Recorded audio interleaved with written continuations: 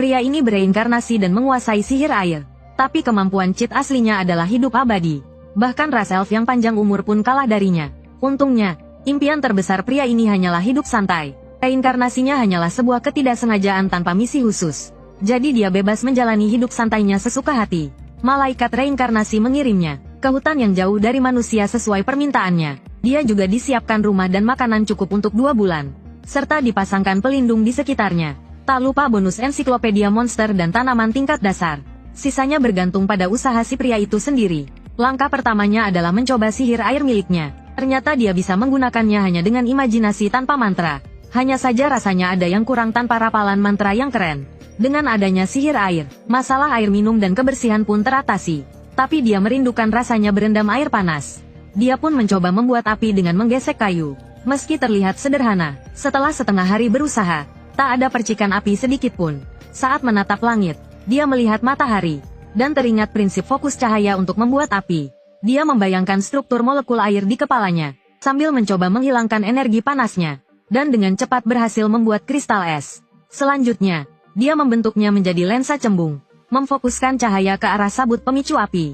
Dan benar saja, dia berhasil mendapatkan api dengan mudah. Namun, dia tak perlu merebus air. Cukup dengan membalikkan proses pembekuan tadi. Dia bisa menghasilkan air panas sebanyak yang dia mau untuk mandi.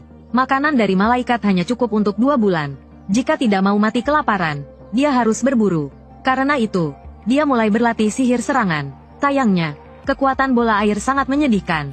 Dia pun mencoba menembakkan semprotan air. Tapi ternyata jaraknya bahkan kalah jauh dibanding air kencing. Setelah latihan terus-menerus, barulah hasilnya lumayan. Keesokan harinya, dia mencoba sihir es. Ternyata tak perlu membuat air dulu.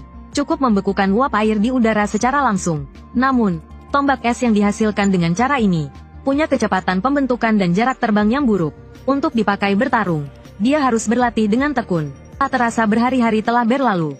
Dia sudah bisa membekukan es secara instan. Hanya saja kecepatan terbangnya masih jadi kelemahan. Jadi, dia menggunakan es untuk menyatukan pisau dan tongkat kayu menjadi tombak buat berburu perdana. Lagi pula persediaan makanannya sudah sangat menipis. Setelah mencari, dia menemukan batu kuarsa di tepi sungai.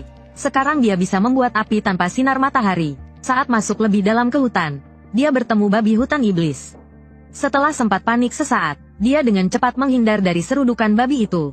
Lalu dia membekukan tanah dengan sihirnya, membuat babi itu terpeleset dan jatuh. Disusul dengan rentetan tombak es. Memanfaatkan kecepatan lari si babi, serangan itu berhasil membunuhnya. Dia menatap hasil buruan pertamanya dengan puas. Tapi babi hutan hanyalah monster tingkat rendah. Mengalahkannya bukanlah hal yang membanggakan.